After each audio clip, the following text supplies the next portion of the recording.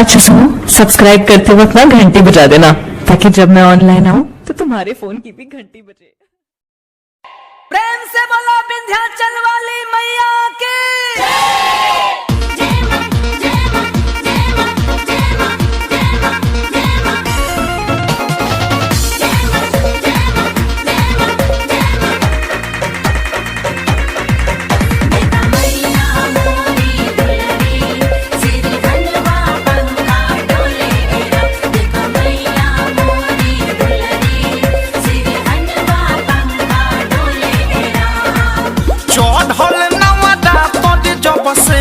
निमहरिया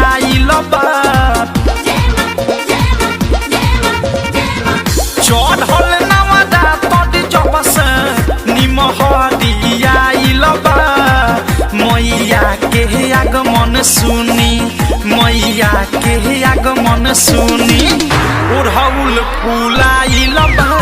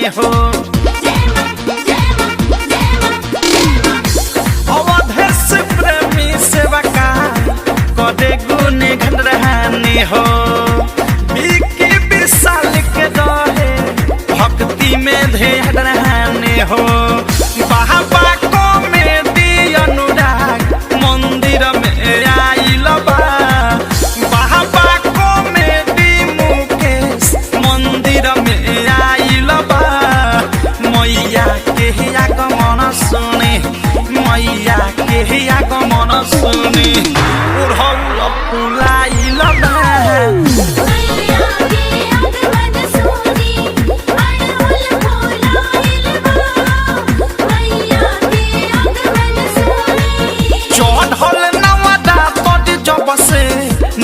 निमहरियाइल बा